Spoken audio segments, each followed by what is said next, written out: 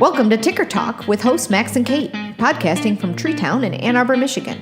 Ticker Talk shares the everyday success stories and science behind the heart rate-based functional aerobic fitness training practiced at CrossFit Treetown. Max and Kate explore the research, science, and practical experiences behind Ticker Training, a program developed by Max for just about everyone, your grandma, your cousin who runs marathons, and you. In this series, we'll explore what exactly heart rate-based functional aerobic fitness is, how what you eat affects how you move and how you feel, what tools to use in tracking progress, and how to fit training into your everyday life. Join us and learn something new to make a healthier you. Pace yourself.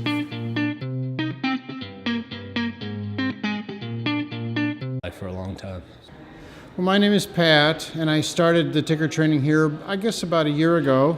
I was a little skeptical, I guess, of it as a science or of a philosophy, even though I trusted their judgment with it. And I frankly didn't fully understand it in the beginning, so I didn't follow it as rigorously as I should have, as I do now, because now I'm a firm believer. I started reading about it. Actually, this is fairly recently, too. I started reading about it, MAF heart rate, and Dr. Phil Maffetone, and other things and stuff, and I've become a believer in carbohydrate metabolism. And I guess I should say I came down with cancer about a year ago.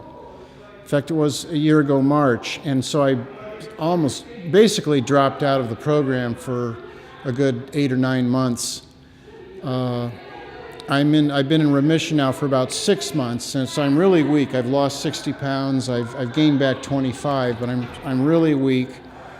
I have practically no endurance, no strength. But the Ticker Trainer, the wall chart there, where you show being in the red. If I'm in the red, I'm doing my body a disservice. I need to not be in the red, except for occasional spike once in a while. So I understand the theory behind it. It makes good sense. If you're training aerobically, you're doing your body a much better. You're treating your body much better than if you're training anaerobically, and that's all stuff that Max taught and Andy and the others have been teaching us. So, and this really makes the difference. So I can watch the wall now. I can see, okay, I'm in the red, but I just did something really strenuous, so that's okay, a short spike like jumping rope or something. And then I bicycle or row to bring it back down into one of the lower heart rate bands. Do you notice any benefits outside of the gym? Yeah, I'm slowly getting better.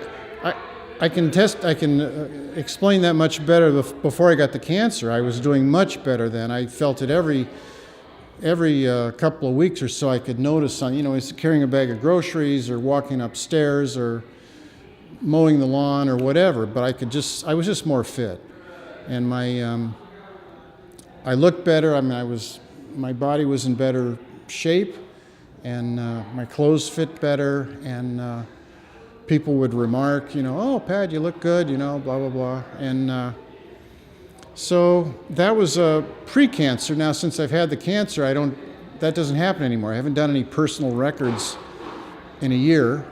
But it'll come. I'm confident, I'm optimistic, it'll come back. The cancer, I just had a checkup a couple days ago. The cancer is still quiescent. I have the tumor. I'll always have the tumor.